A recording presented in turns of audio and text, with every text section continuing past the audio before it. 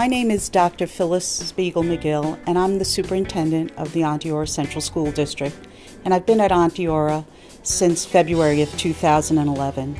Since coming to the district, all of us have been closely working together to improve the education for all of our children, who are our future.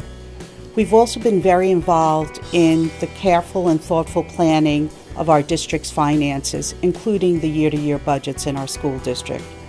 What you may not know is that we've also been working very closely and intensely planning for work on our district's facilities.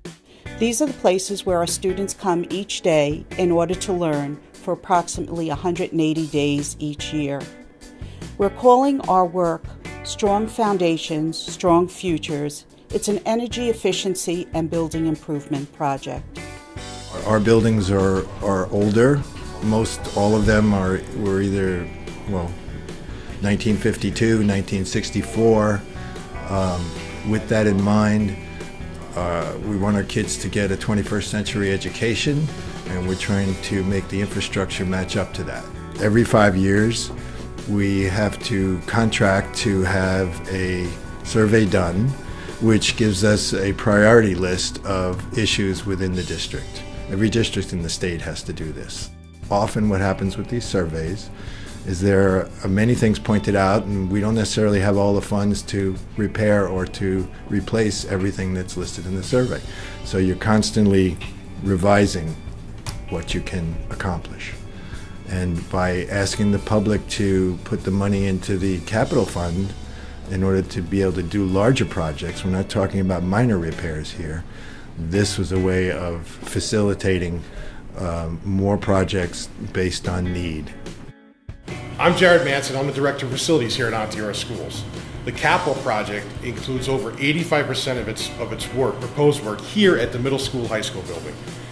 That work includes replacing a 60-year-old heating system that is showing its signs of age.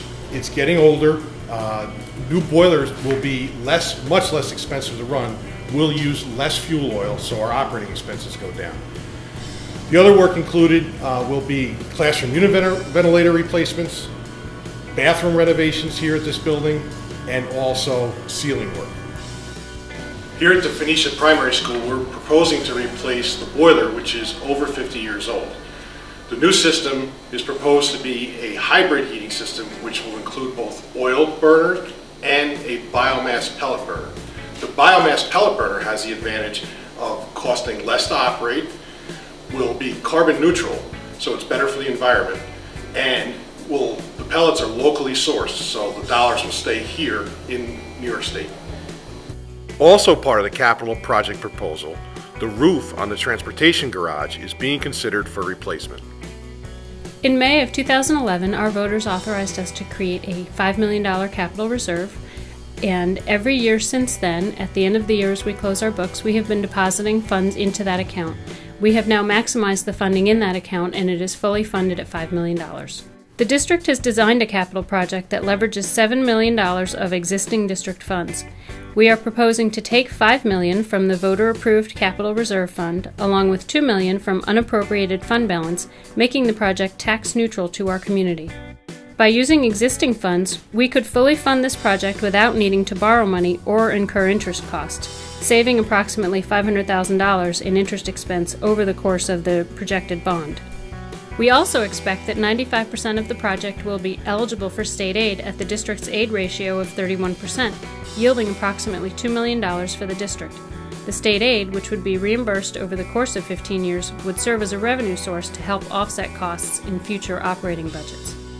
Even though there's no tax increase for the project and there's no increase in taxes for the budget, it's still important that you come out and exercise your right to vote.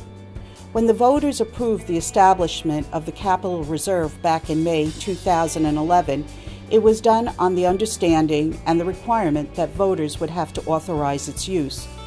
I want to thank the Board of Education and the Facilities Committee for all of their hard work in putting together such a well-thought-out capital project.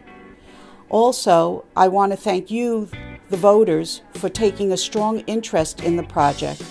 And I want to ask that you come out and vote Voting will be at our 4 elementary schools on May 20th from 2 to 9 p.m. And thank you.